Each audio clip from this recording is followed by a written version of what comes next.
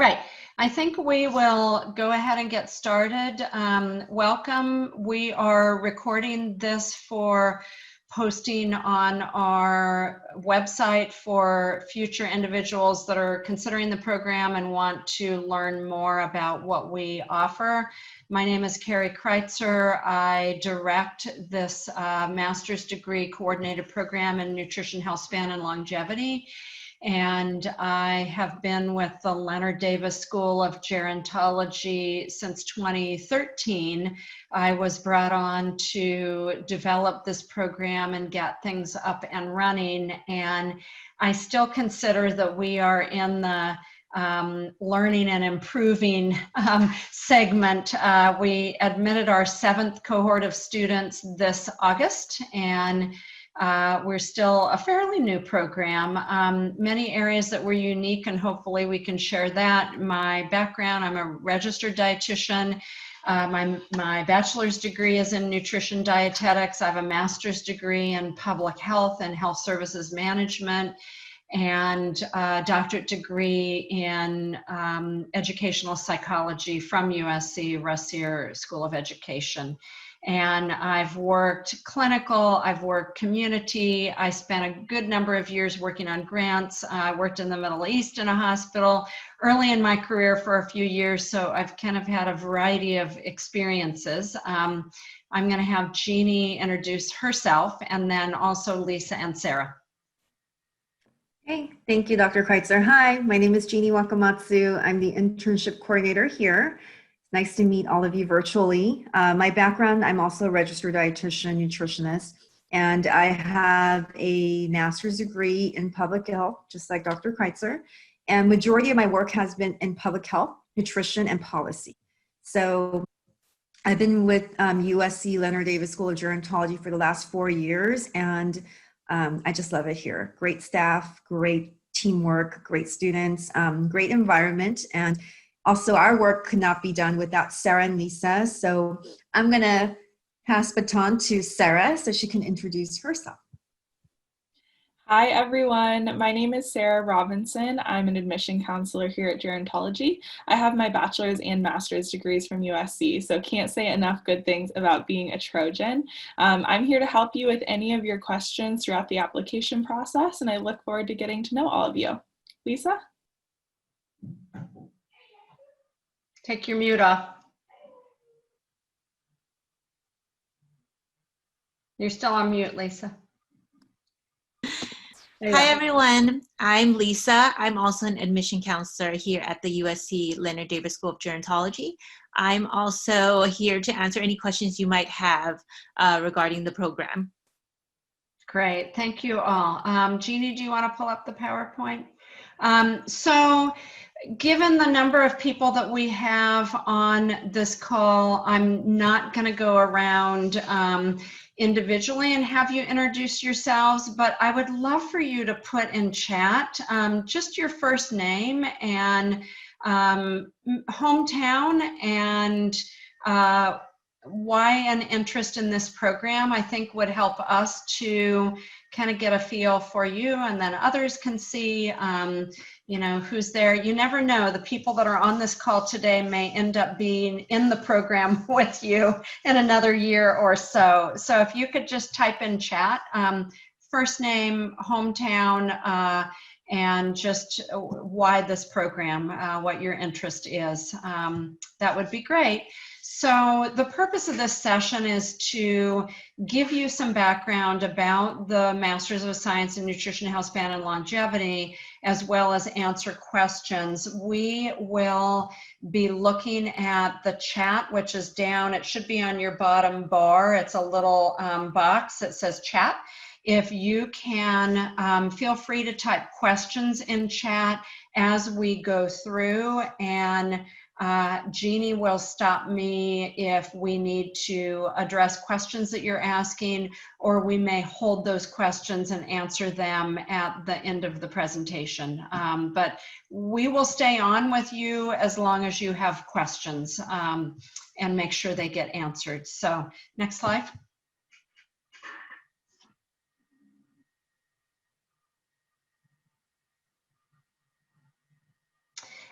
So the mission of the school is to promote healthy aging for individuals, communities, societies through leadership and innovation in research, education, and practice. And if you look at our list of faculty on the Leonard Davis School of Gerontology website, you will see the areas of research that faculty are working on, and we're a pretty diverse group in terms of interest. What we have in common is this commitment to promoting healthy aging for individuals, communities, and society. Next slide. And we really do respond to the definition of gerontology, which is the scientific study of the biological, psychological, and sociological phenomenon associated with old age and aging.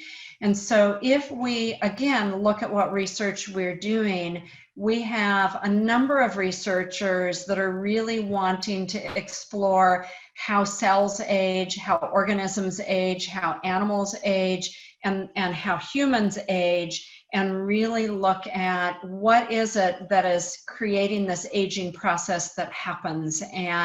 And vice versa, we've got a number of faculty that are predominantly working with older adults in the area of wellness support, as well as end-of-life care and other areas. Next slide. So we have a number of programs that are offered by the USC Leonard Davis School. They're all listed here. We do have one course that we offer that our students are integrated with other students working on a master's degree, and that is the Research Methods class, Gero 593. It is any students that are enrolled in a master's program that could be in that course.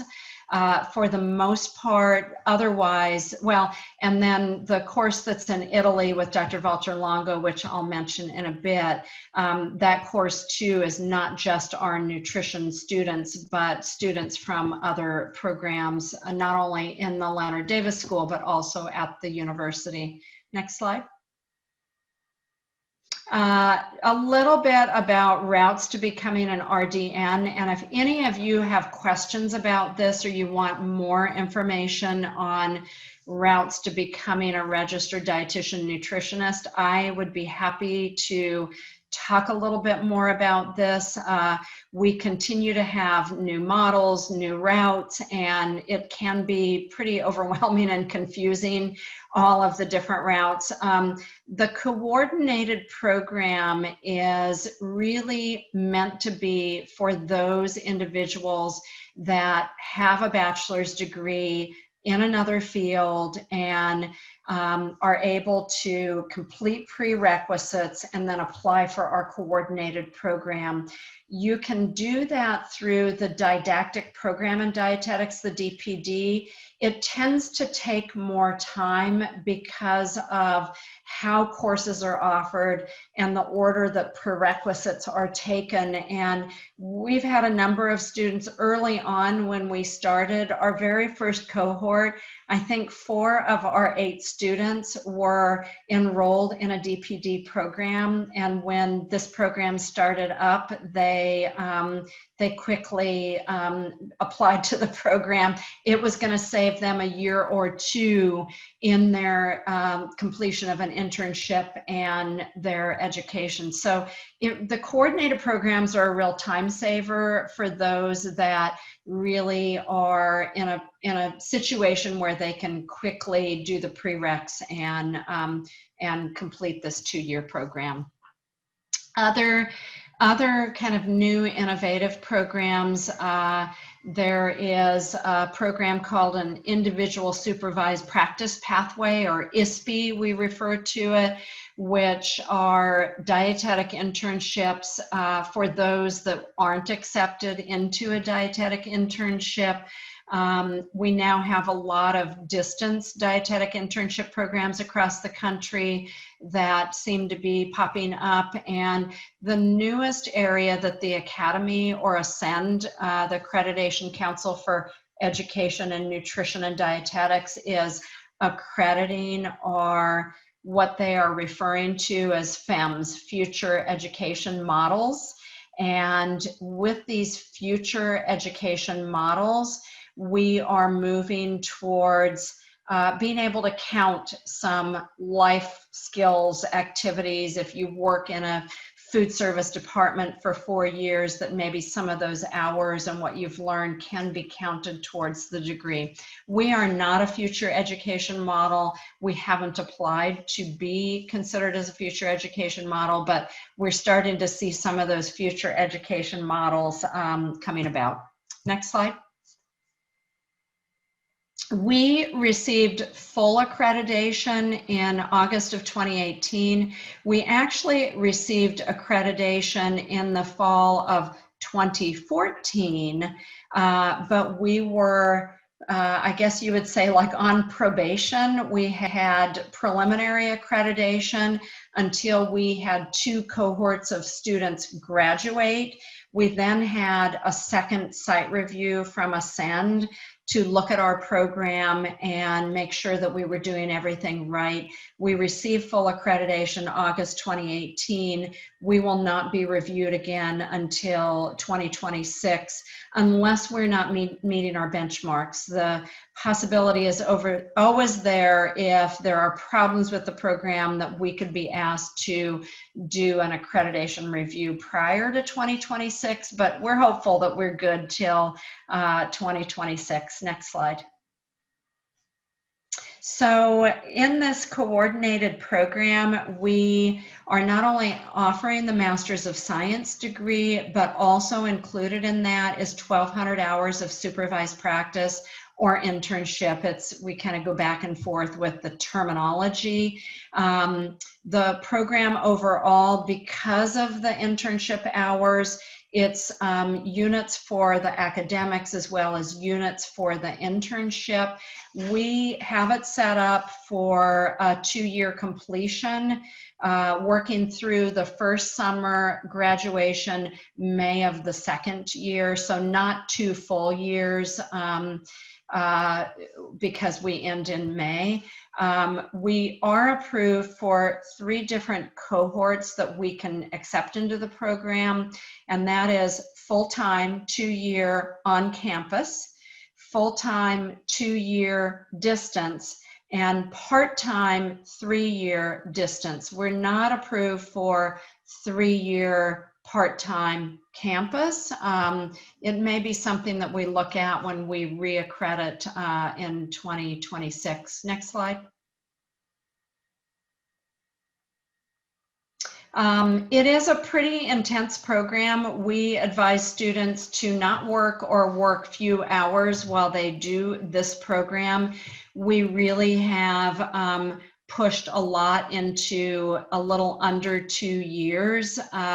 We find that most of the students are looking for a program that they can be immersed in the program and be done quickly versus spreading it out over a longer period of time. There are other coordinated programs, same number of units, same competencies that need to be met, that are full 2-year or even 3-year programs. So that is our intent. We don't hide that. We need people to know that it is a 2-year intensive program in terms of internship hours as well as classes. We were approved just this last spring to increase our numbers that we are able to admit. It's a system that the Ascend has set up. We can't ever have more than 48 students enrolled in the program. So if we had 3-year part-time, they would get counted for that 3rd year. So on paper, we should be able to admit up to 24 students per year. It may vary from year to year depending on 3-year students or students that have needed to take a little bit of extra time, which we've had very few of students that need to take extra time. This is one of our students. So she's a distant student in Florida. She still is in Florida, and she was at the VA hospital. She's got her Leonard Davis lab coat on, and she was doing a education event talking about nasogastric tube feedings.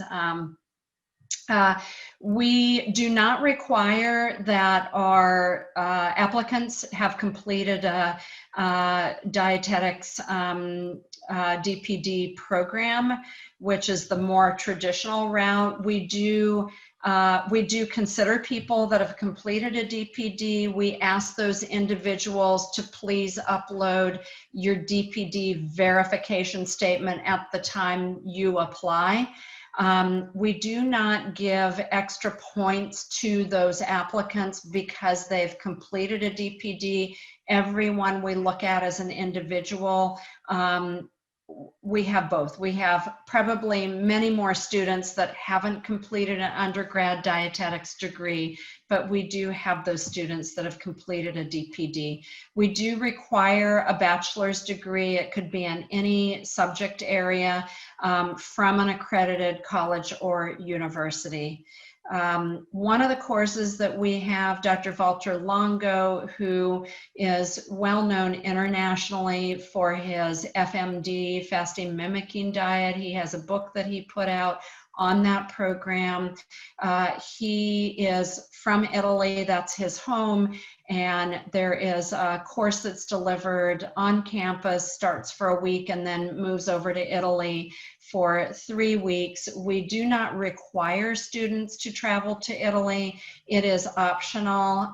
We try to keep costs down for Italy expenses. It is probably one of the most favorite courses that students take as part of the program. And unfortunately, our students this past year weren't able to go to Italy. They had Dr. Longo, but it was all in a classroom, which is really unfortunate. We do offer it in the classroom for those that are choosing to not travel to Italy. So we have required you as part of your application to complete 40 hours of paid volunteer or observational experience with one or more registered dietitians, nutritionists.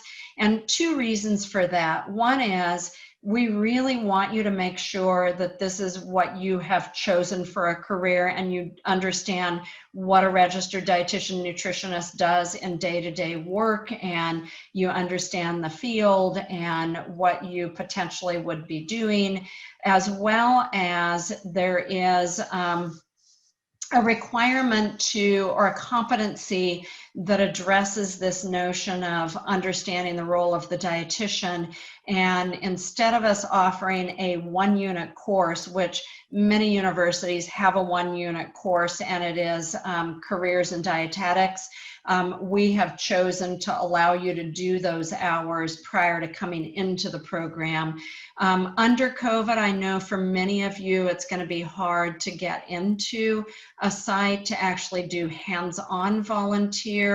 I know Lisa and Sarah are happy to talk with you, as well as Jeannie and I. Lots of ways you can do that, even going to your state dietetics conference, even if it's online, and just being a participant in sessions and talking about what you learned about careers, virtual meetings with your state or local dietetics association, working remotely with a dietitian that needs you to help with developing educational materials or data entry, or even just interviewing a dietitian and spending an hour talking with an RD about their job and what they do in their day-to-day work. So you may need to be a bit creative with that.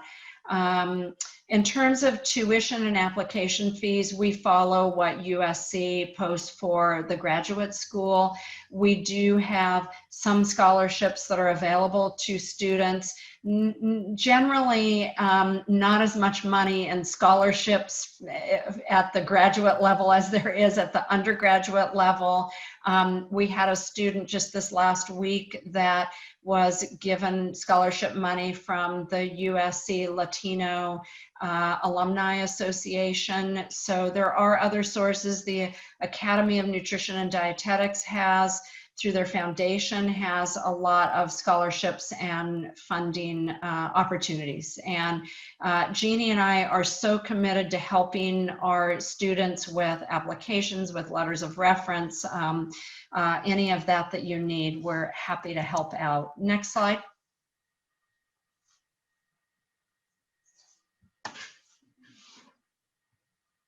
So on campus versus distance, our cutoff is 100 miles.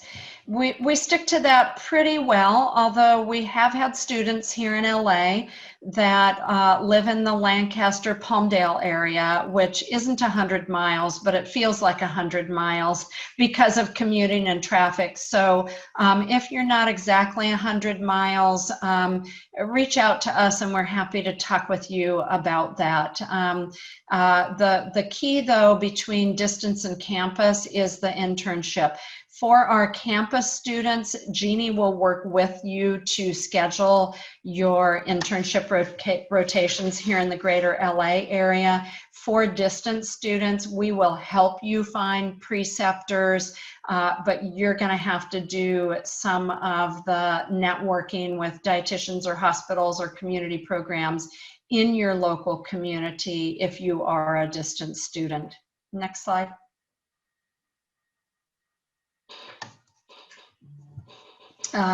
So all of our classes are recorded live. Now that we're doing Zoom, that is our platform. Prior to that, we were using MediaSite. We may go back to that. We've always had distance students, so when COVID came along, it was really not a problem for us because we were already set up for distance. Those classes are recorded and posted in Blackboard, which is the platform that we use, and those recorded lectures are always available for you during the semester to go back to. As a program that enrolls distance students, it is throughout our Leonard Davis School and the requirements of being a distance program. We cannot require distance students to participate synchronously. We allow you to participate when time allows for you to review that course. We strongly suggest that you participate synchronously if you can, because you're then able to answer questions. And in some courses where you're giving a presentation, we need you to at least be available for the question answer period. And for a final exam, we may have a much narrower window for when that needs to be completed. But we do everything online. Everything is posted online. Quizzes, test papers are all uploaded through Blackboard. For classes that have lab experience, your professor will ask you to complete some of those experiences in your local area. And many of our distance students pre-record their presentation using PowerPoint and the audio, where you can record yourself speaking through each of the slides, and we use those for playing in class. We use a lot of the Blackboard functions. Gero 518 that I'm teaching now, students are having discussion on nutrition topics where they are posting articles, talking about their findings and their own recommendations based on the topic that's being discussed. Next slide.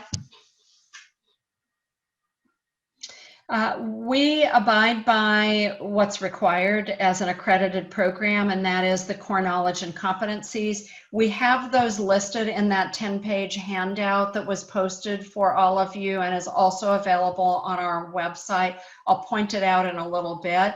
It's pretty extensive. The competencies are pretty extensive. I had one of the professors the other day had asked why we don't offer more electives in this program, and my response was twofold. One was, we have so many Ascend competencies that we need to cover that we are condensing in this tight 2-year program. That's one. And two is, paying for 46 units is very expensive. I don't know that people will want to pay for any more than the 46 units they have. If we had electives, it would be 48 or 50 units for the program. And we've not gotten students saying, please, can you offer more electives? So we really, truly do teach to the test, and we have to in order to get you through in 2 years. So our concentration area is nutrition, healthspan, and longevity. Each program across the country is asked to pick a concentration area, and some of the work that we're doing looking at Healthspan versus lifespan. So the dean of our school, Dr. Cohen, defines Healthspan. That really is his word that he's used since I've known him, that looks at who wants to have a lifespan approach, meaning you live into older years but not be healthy. So wouldn't you want to live into your older years and be healthy in those years that you're living? So Healthspan looks more at let's keep people healthy as they are aging versus what we see now, and that is a lot of older adults who have chronic conditions and disability. They've got the longevity, but quality of life is not maybe where they could be. Next slide. So our focus areas, I just said, was looking at this Healthspan and longevity, and these are our two specific goals for our concentration area. I would say probably more than half of the faculty in the school are looking at the biology of aging and mechanisms. And so your course with Dr. Longo, as well as guest speakers that come in, as well as courses, we do have a little more emphasis looking at this biology of aging. And I would say at this point also, for those of you that did well in science, enjoy science, really embrace the role of science in terms of health, disease, longevity, your prerequisites are going to be important to us as we look at what grades you received in those sciences: biochemistry, microbiology, physiology. We are so fortunate to have two MD PhDs that both completed a PhD after getting their medical degree in nutritional biochemistry, and they really bring a great emphasis into the program, really looking at especially macro micronutrients and that role in the science of nutrition. And I think a lot of programs miss that. I think a lot of individuals think of us as dietitians as, oh, you're the one from the kitchen. I always get so upset when people say, oh, you're the one from the kitchen. We are not the one from the kitchen. We have a master's degree and understand the science of nutrition. And I think that gets lost in translation. So we're very science heavy. And for someone who is looking for science heavy, you will really enjoy this program. For someone who is not as strong in the sciences, if that's kind of the cutoff for, is this the right program for me, or is this other program the right program for me, it definitely is an important distinction. Under 5.2, in Gero 518, which is clinical nutrition topics, students are really delving into nutrigenomics, which is really a new area.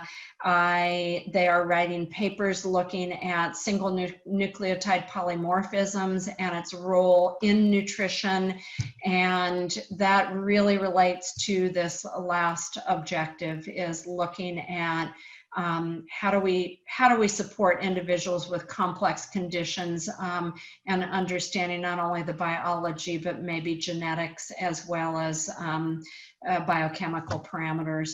Next slide. So prerequisites, I'm sure many of you have probably looked at these many times. I think the distinction that I will make with the science courses, which is the second bullet, we understand that not all universities offer a lab for these different courses. More important is that you're getting the right number of units in these courses. For general psych or sociology, if you've not taken it and you have a choice, please take a psychology course. So much of nutrition is about counseling and understanding people's behavior. Sociology works well too if that's the course you've had. There definitely are connections with social behaviors and nutrition. So psychology, sociology, math course, speech communications, those 3 courses, we do not have a timeline. They can be older than 10 years. For your other courses, we prefer that they have been completed within the last 10 years so that you're ready when you get to this program to kind of jump into where we start off. And we do have a template. Jeannie, can you click on the hyperlink there for the web page, and I will walk you through. For those of you that haven't been to the website, I at least wanted to walk you through that. So on the USC Gero, my quickest way to get to the website is to just type in gero.usc.edu and you'll get right to our page. And if you go to student resources, there you go. And then go down, Jeannie, to where you see the hyperlink for the Excel spreadsheet and then click on that. Go back up, kind of the middle point, you passed it. So there are 2 things that are important to see. Stop right there. Oops. Oops, oops, oops. 2 things that are important to see right there. The first, don't click on that one. I want the prereq table. If it comes up, that's fine.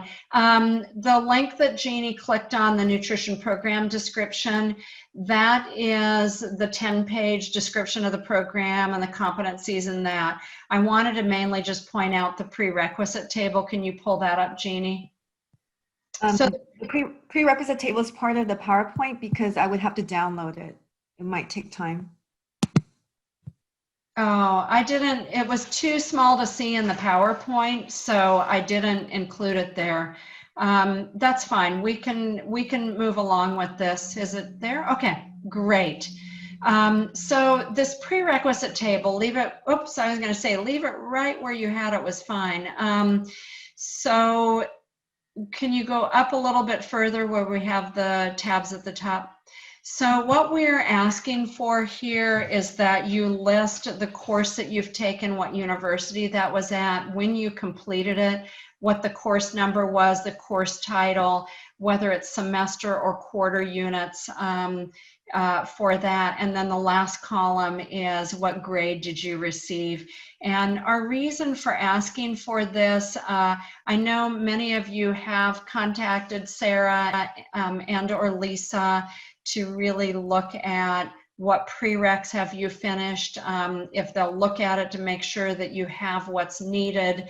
This is a quick way for you and for us to see that you're meeting the prerequisites that we have asked for. And this will, excuse me, this will get uploaded when you apply to the program along with your transcripts. Just makes it easier for us to look at this than to go through each of the transcripts. For many of you that are doing prereqs at a number of different universities, it becomes quite a few transcripts. You can go back to the PowerPoint, Jeannie. So that's on the web page along with instructions for applying. Next slide. I think we already talked about this, the requirements to spend 40 hours with a dietitian, many different places where a dietitian can work, community, hospital, private practice, food service, school food service. We have some of our graduates that have their own business looking at nutrition communication.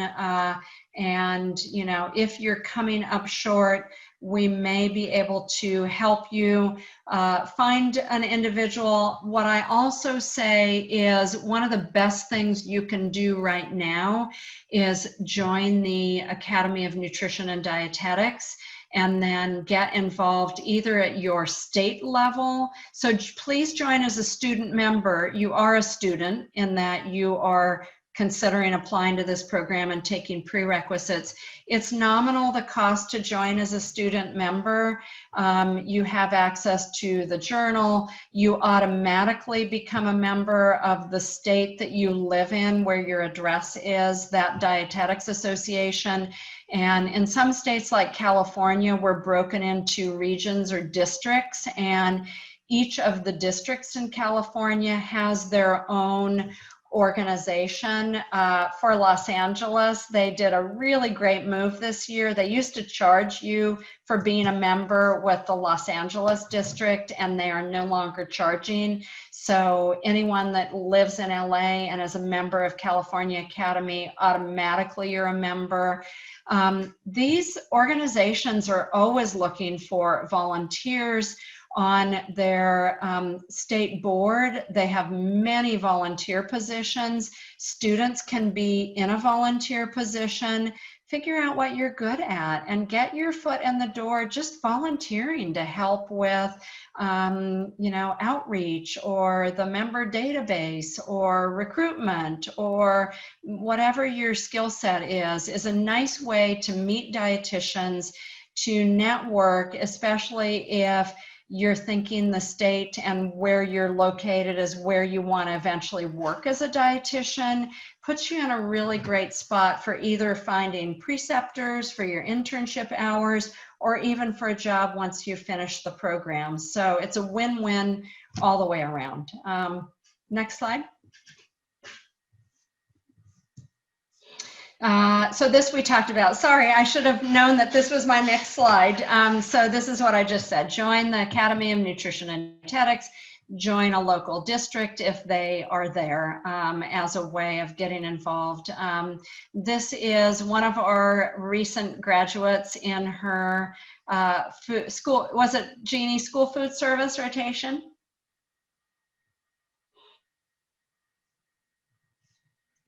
Yes, it was.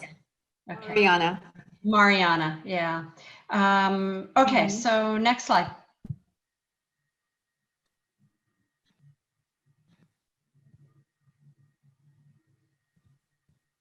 So as we review applications, last year we had around 50 applications for 24 spots. We did take our full quota this year. We admitted 24 students.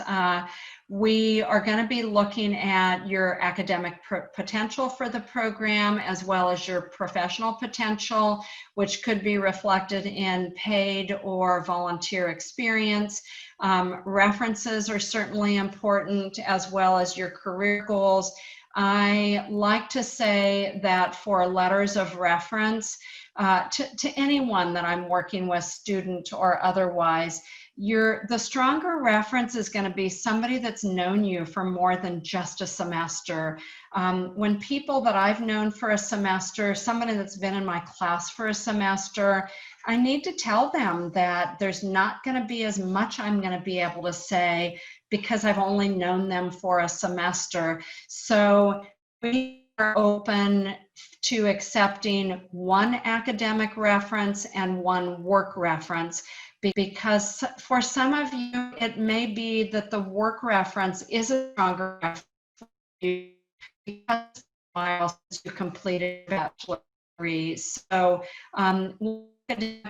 work, you just have a degree and you're going to be strong academic references, no references, that's fine.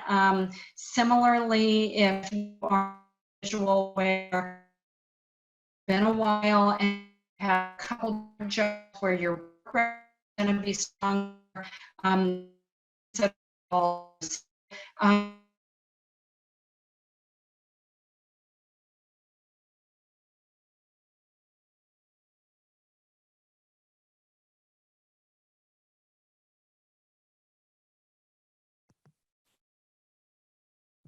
Dr. Kreitzer? Sarah, Lisa, do we lose Dr. Kreitzer? It sounds like we did. I was hoping it was just me, but I think we're all having that same problem. I think we're almost to your slides, Jeannie. Did you Okay, so I mean, I can continue on. If Lisa and Sarah, if you guys can check the comment section for me as I'm speaking for my turn. Absolutely. No questions yet. Everyone's just introduced themselves so far. Okay, so if you guys have any questions on the applications, feel free to reach out to us or Sarah or Lisa. Okay, let me see. I think Dr. Kreitzer is trying to call me. Graduation requirements, again, the completion of 46 units of coursework, which includes 28 units of required courses, 12 units of supervised practice, and 6 units of research. Completion of the Capstone project. When Dr. Kreitzer comes back, we can ask her more about that, as she is in charge of all the Capstone projects. Any questions up to this point? Yes, you do have one. Let me check it out. Can distance students take the class with Dr. Longo? Yes, absolutely. I'll answer this just very quickly about this class. So Dr. Longo's course, if you're a distance student, we do have the option of watching the first week that is on campus in LA. We can record that live. So distance students could catch up with that and then meet us directly in Italy. Hopefully that answers that question. It's a fantastic course. And the second question was just about letters of reference. 2 letters of reference. So yes, 1 academic and 1 professional. And you'll put those directly into your online application. You'll input your references contact information, and then they will get a prompting email to submit that letter. Okay, perfect. All right, any other questions? And I can continue on. So I actually have the supervised practice portion of the program. So Sarah, again, if Dr. Kreitzer logs on, then you can tell her that I'm continuing on with supervised practice. So there's 1,200 hours of supervised practice. Many of you know this as dietetic internship. It's exactly the same number of hours. With our program, you're doubling on education, right? You're getting your master's degree, plus you're completing the internship, as we call it, supervised practice concurrently. Okay, so within 2 years, you'll receive both your master's degree and you'll be eligible to take the RD exam. So there are 1,200 hours. We divide this by 9 different rotations. The professionalization rotation is more of a classroom setting. We bring in guest lecturers, we do simulations and activities, both with distance and on campus. This is to meet competencies that we can't really meet on site, such as policy, mentoring, leadership, things like that. In the future, we may increase the 40 hours to a little bit more, just to alleviate some of the pressure from distance students from actually having to do more hours on their own. And then if you take professionalization out, there are 8 rotations. There are 4 rotations that your preceptor has to be a registered dietitian. There are 4 rotations where your preceptor would need to be an expert in that field. Now, the first 4 rotations are retail food service. This is a part of food service where they actually generate income. Your preceptor does not have to be a RD, can be a chef, a food service director, operations manager, so on and so forth. Inpatient food service, same thing, but this is on the patient tray, the patient side. Most of you probably would need to complete this if you're a distance student at a skilled nursing facility or at a hospital. Again, your preceptor does not have to be an RD. Then there's community nutrition and nutrition education. You can do both of these at the same site. Same thing with retail food service and inpatient food service can be combined and completed at the same site. I highly recommend this if you're a distance student so that you don't have to seek out multiple sites. If you can combine as many rotations as possible, that's great for you. Again, community nutrition ed, your preceptor does not have to be a registered dietitian. It's somebody who's an expert in that field. And when in doubt, definitely I'll go over with you. You can send me the link to potential preceptors and potential sites, and I can go over that with you. You do not have to worry about doing any kind of contract work. I take care of that. Your job as a distance student will be really just saying hello and securing your preceptor, and I can take from there. Okay. The other 4 rotations, your preceptor does have to be a registered dietitian. I make this very clear because even if I say it today, students will say, well, what if, my preceptor's a MD or a pharmacist or a nurse? I'm like, no, this is not our rule, is Ascend. So that would be outpatient, MNT1, which is general, sort of inpatient clinical, and MNT2 is more critical care. And then specialty concentration, which is your elective. This is your fun rotation. You can select any field that you want, hopefully a field that you're interested in post-graduation. However, your preceptor has to be an RD.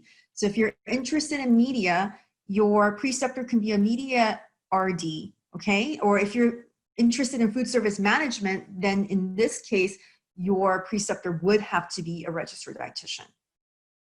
Okay, any questions on that? Right.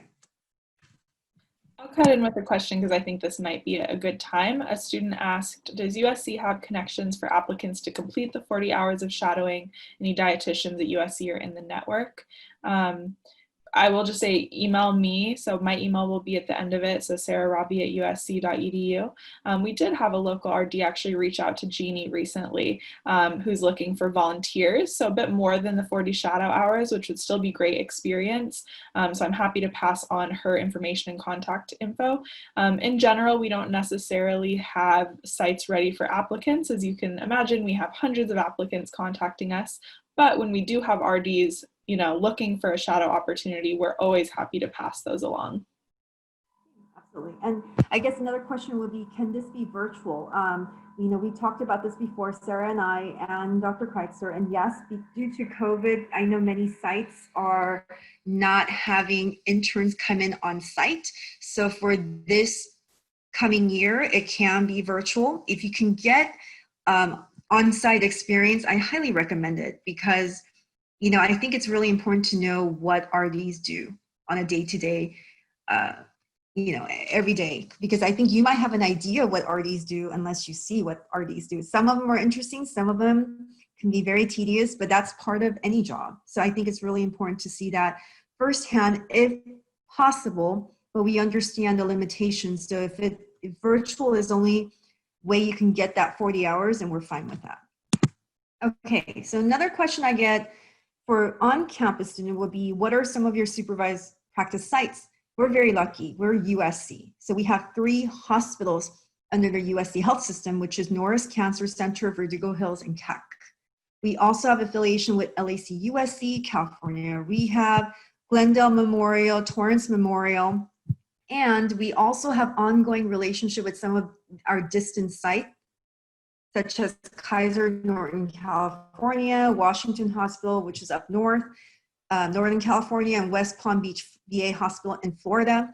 We have affiliation agreements across the country with long-term care and skilled nursing facilities because we are the #1 gerontology school in the nation. So that should open doors for you if you're interested. This is a great facility to get your inpatient food service, your MNT1, maybe even nutrition education in. So I highly suggest, if you are getting a degree from the School of Gerontology, that you really work with older adults. I think that would really open doors for you, regardless of where you go post-graduation, because of your degree. Also, USC hospitality, that includes the hotels, the dining halls, all the restaurants. So we have a very robust hospitality system here at USC. Sports nutrition. As you know, we are huge on sports. It's a little different this year, but usually it's very active. We are very lucky. We have 4 sports RDs that we're very close to, and we work with them. And they also take our interns. And then we also have so many different research labs. As a student of USC, you can reach out to any professor within USC. You're not limited to the School of Gerontology. So if there's a professor in public health or social work or any other school that is doing something very interesting, feel free to reach out. I get calls and emails from students from all different fields. So feel free, and that's the beauty of being part of the USC Trojan community, is because we are so interconnected. Also USC Head Start, public and private schools, community colleges, nonprofit. I have a degree in public health. So does Dr. Kreitzer. So we do have a lot of connection in this field. And this is also, if you live in any major cities, I'm sure, getting involved, especially now with whether at a food bank or any kind of nonprofit like WIC, kind of programs, government programs may be, won't be too hard right now, but let me know again, we'll work it out depending on your interests. Private practice, consulting RDs, and disorder eating substance abuse programs. So these are just a quick sample of what we have here, but as a distance student also, I do have affiliation agreements all across the nation. I think I have so far 250 contracts. So depending on where you are planning to do your internship, if you're a distance student, come talk to me and I'll let you know which sites I already have an agreement with. Okay, this is the Exxat student portal. I just wanted to give you an example. This is John Liu, one of our graduates who's an MSRDN, and he gave me permission to share his Exxat student profile. We here at USC, we're all about paperless. We're all about technology. We were the first nutrition program to adopt Exxat. And I spent many, many hours with Exxat staff trying to refine this platform. It's a cloud-based platform for clinical placement. So all of your profile, all of your documentations, like your immunizations, all of your assignments, your evaluations, your timesheets, leave of absence, correspondence will be via Exxat, which you can access, if you have a smartphone. Very, very easy. Everything is cloud-based, so you don't have to worry about storage space, things like that. And even after you graduate, you'll have access to Exxat. So sometimes when you're going for interviews, they may ask for sample case studies, things like that, or immunizations, and you'll have it all in Exxat. Now, this is a student profile. If you're a distance student or an on-campus student, you can send your profile link to any potential preceptor. So for your on-campus student, if you're interested in securing your own preceptor for the elective rotation, feel free to do so. You can send your link to potential preceptors, and then you can also send them an email. Don't worry about the contract. I'll take care of the contract. But if you're interested in working with an RD in a different field, feel free to do so. I mean, I think part of this supervised practice is tailoring it to your need. I have what I have, but many of the sites and preceptors were secured by the students who were interested, and they went out and they were very proactive in getting the sites they wanted. Okay, any questions on this? All right. Oops, how do I, uh-oh, sorry. Okay, alumni data. So we do, collect data. So 1 year post-graduation, we do go back to our graduates and ask, we have a survey just to see, how well they're doing. This is a sample of, I think we collected 26 surveys from graduates. And one of our objectives was 80% of graduates will pass the CDR credentialing exam for dietitians within 1 year following first attempt. So this is their first try, and 85% said they did pass during their first attempt.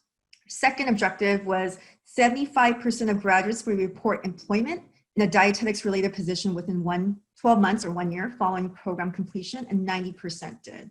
Because the whole point is, if we want, number one, to train you so that you can be a great entry-level RD and pass the RD exam, right? This is 85% meaning first attempt. It doesn't mean that students didn't pass on their second attempt, okay? So eventually they all became RDs, but this is just showing you the first attempt. Third is satisfaction, and 92% of our graduates said they were either, very satisfied or satisfied with, the training and the academic preparation that they received. So I think this is a really good snapshot for us to see, if we're doing a good job. All right, in the news, share with you. So we have two students here. Stephanie Riemer, who's a graduate in 2017, received the Outstanding Preceptor of the Year award. So every year, we as an institution can nominate one preceptor. And NDEP, which is the Nutrition and Dietetics Educators and Preceptors, it's like a DPG, it's part of the academy, will select 6 preceptors across the country. So this is very prestigious. And this is the second time a USC preceptor won this award starting since the inception of our program, which is really great. Secondly, we have Riemer Castillo, who was named the Outstanding Dietetic Student of the Year Award for Coordinated Program in 2020. This is the 3rd year in a row consecutively that our student won this award. So we're very proud of both of their accomplishments. Okay.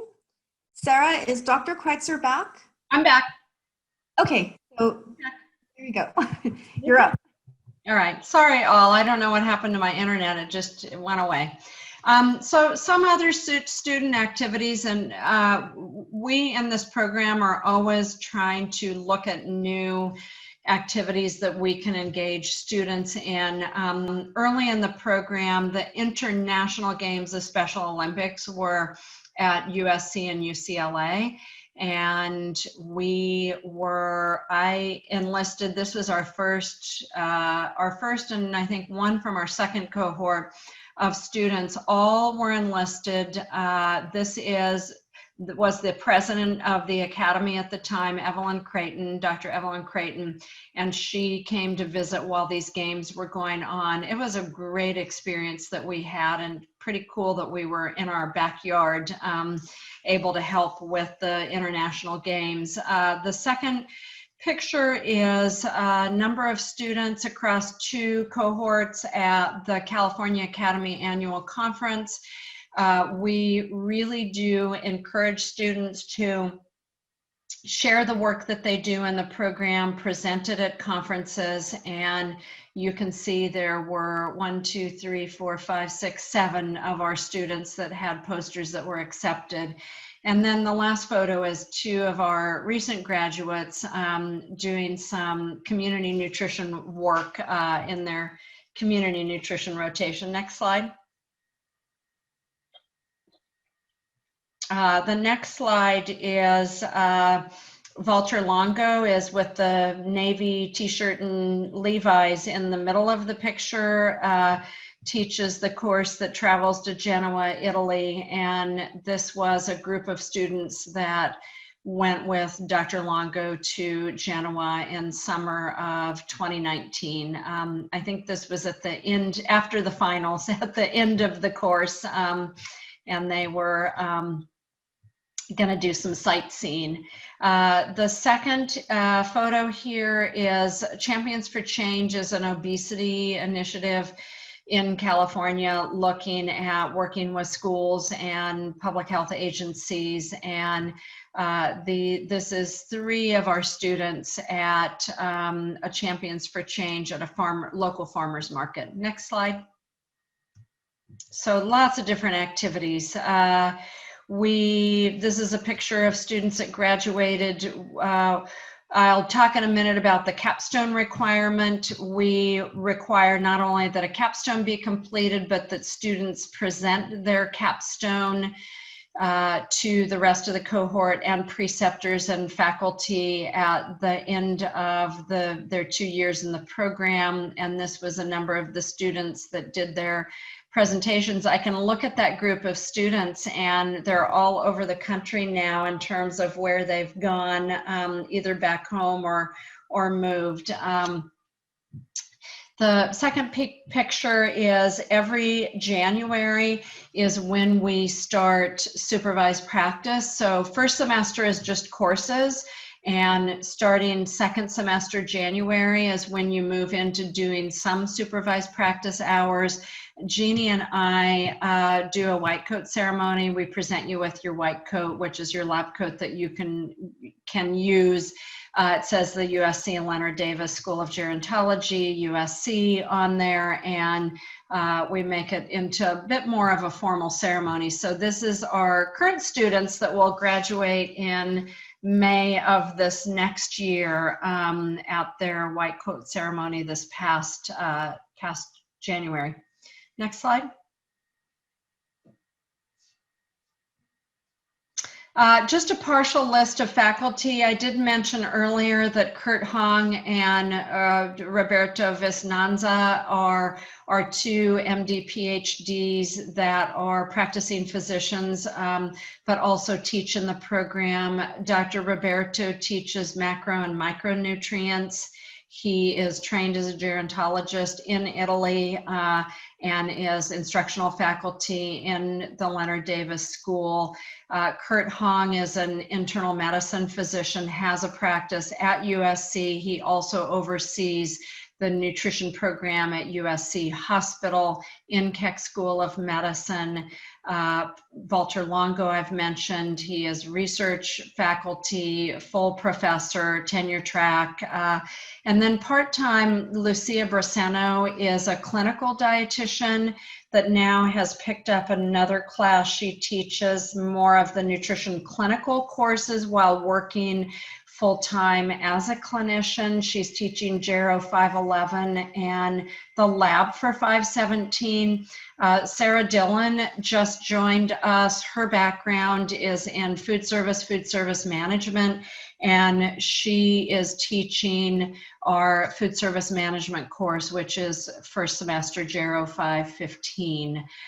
We bring in a lot of guest speakers because we recognize that we are not experts at everything, and nor should we try to be experts at everything. So we do have speakers that come in.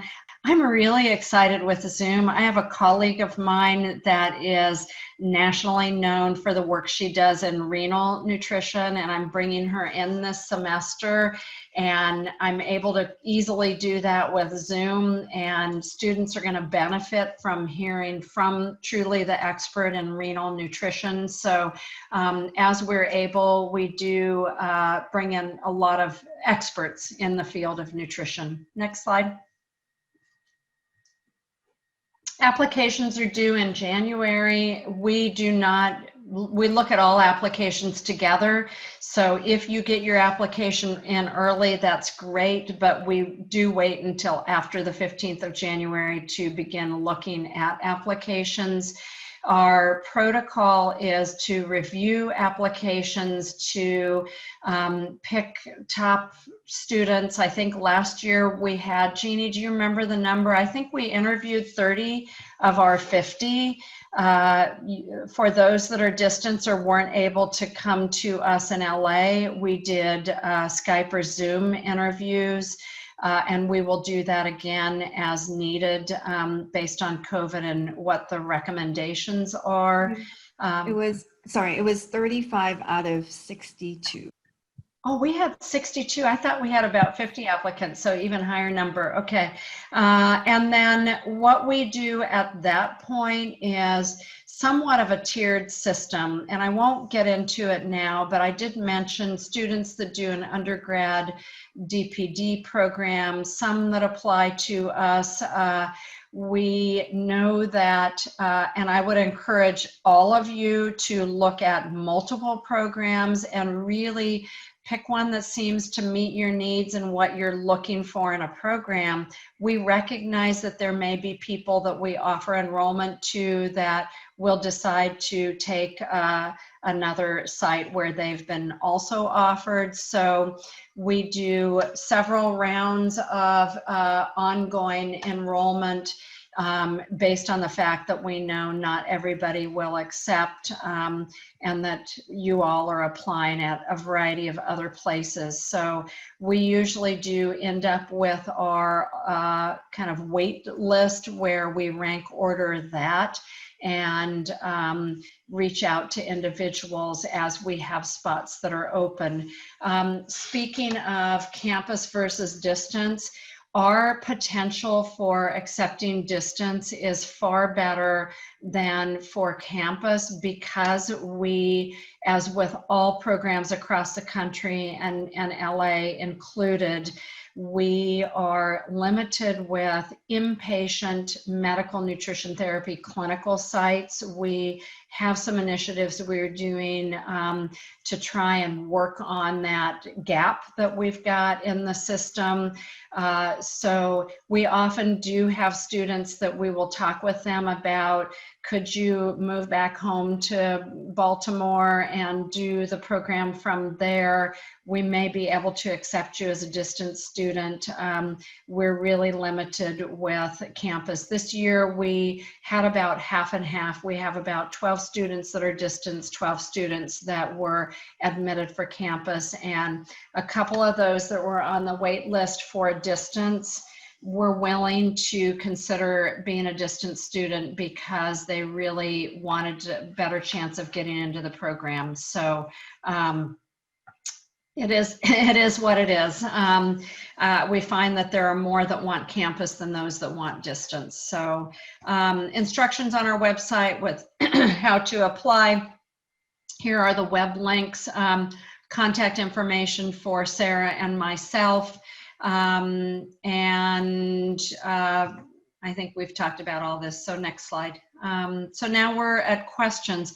I asked Jeannie and Sarah, we're going to look at questions that had already come in, and I think we'll start with those, and then we can open the floor for any additional questions. Sure. Carrie, I can go ahead and prompt you because we answered a few while you were gone. Okay. Could you talk a little bit more about the capstone? I don't think we quite circled back to that. Oh, yeah, we did, and I think we missed that. So, you know, programs have evolved over the years at the master's level. I did a thesis in my master's program. It was really rigorous, and it really kept me in school for a lot longer than I had hoped for. But I'm proud of the thesis that I completed. Many programs are moving away from doing exclusively thesis. Programs that also do an oral exam where you're given time to prepare a response based on literature and research related to a specific area. As this program was being put together, we had the option of doing any or all of the above, and I was intrigued with what would prepare students to go out into an entry-level position and truly have completed a degree at the master's level. And to me, the distinction between undergrad and graduate is at the graduate level, it really is about synthesizing information and being able to take lots of research and information and be able to summarize and really understand what it entails. And so this idea of doing a capstone project where each student would have an area of particular interest to them, and even building on that and allowing students to take that research expertise and either put it into a publication, put it into a presentation, or even do an article that's written for a practice group newsletter.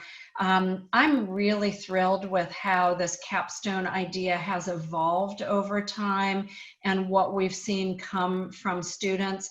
I just sent out with our network within the school, a student sent me an article yesterday that was in the Diabetes Dietetics Practice Group newsletter, and it's such a timely issue. Her topic was the disparities for older African American individuals with type 2 diabetes and how they are not supported as well in the healthcare system. And because of those disparities, they're not taking care of themselves as well. They're not understanding their diabetes.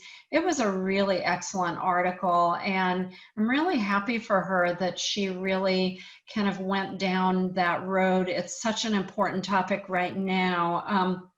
We had a graduate 2 years ago that is looking at big data and dietetics and how we can use big data sets to either work with clients on individualized care plans or understanding nutrition risk. And she was accepted with one of our interns to do a presentation at the California Academy Annual Conference. The common thread is that it's a topic that you are particularly interested in, and it needs to be presented or published, and it needs to be peer reviewed by, I think our criteria is at least 3 individuals that peer review what you have put together, and at least 2 of those 3 need to be a dietitian. So it really opens up the opportunity for you as a student to really pursue what you have particular interest in, to partner with faculty if you want to work in a lab or you want to partner with a faculty member in the university, or we've had students that work in their clinical or community setting to look at data collection, and they've done a poster for a state conference. So lots of opportunities. Each student is required to present their capstone project prior to graduation, and it's a really fun opportunity for them to talk about what they've done and what they've accomplished.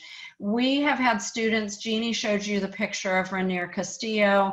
I think he had at least 4 publications while he was a student, and that was just what he wanted to do. And it wasn't, he needed 1 to graduate, but he was involved in practice groups and newsletters and enjoyed writing, and he had a number of publications that he completed while here. We have had students that have had publications in peer-reviewed journals. Those tend to take a little bit longer and may delay your graduation, and our goal is to not delay your graduation. Our goal is to get you in and out and to that becoming a registered dietitian nutritionist quickly. So. And the other question I see we have here from a student is, do we allow classes to be completed after the application deadline? So in spring and summer of the year you're applying. That's a great question. So our deadline is you need to have finished the class at least the day before we start middle of August this program. So yes, we do allow courses to be finished right up until this program starts. However, when we're reviewing applications, we have had applicants that we have encouraged them to wait and apply the following year because they have 4 or 5 of the prereqs still to complete as of January prior to starting the program.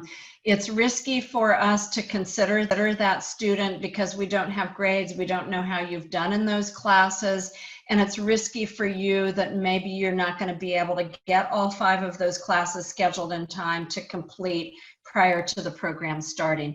In the grid, we do ask you to list what courses you intend to enroll in. We do like to see that you have this class that you're going to do in spring at this university and when it is that course starts. So we do ask for that. Do any other students have questions? You can go ahead and unmute if you have a question. And any of you that need to move along, we've reached kind of the end of our hour. So you're welcome to drop off if you don't have questions. Yeah. I can see the question at the bottom. We do not enroll in the spring. We're not quite there yet. We've talked about it down the road. We may do that, but at this point, we are not accepting students in the spring. Most of the courses are only offered once per year. So if a student were to start in the spring, they would be off in terms of kind of the order of the classes that are offered.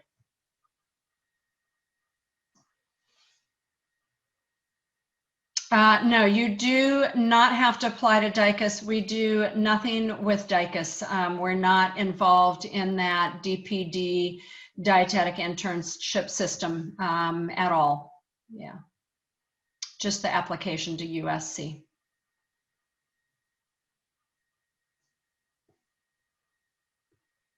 Okay, I think we're good, Sarah, and we're a little bit over time-wise. So any other questions, Sarah, that you see? No. Oh, it looks good. Thank you, Okay. everyone. Thank you All right. so much for joining us. So reach out, let us know if we can help. I'm going to give kudos to Sarah before she hangs up. I was with a group of students, and there was a student who said that it was Sarah and Jeannie was the reason that they chose this program over another program. So thank you, Sarah, for all you do with helping students and helping them figure out all the prereqs and everything else. And Lisa, thank you also for all you do with helping with this program. No problem. Thanks so much, Carrie. Bye, everyone. Bye.